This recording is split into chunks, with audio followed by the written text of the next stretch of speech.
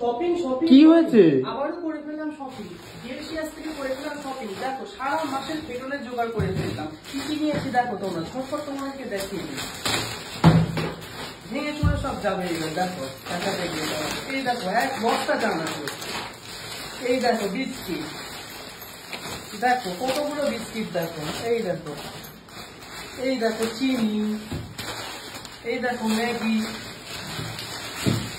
লবণ, এটা পরে দেখাবো তোমাদেরকে, সারপ্রাইজ আছে।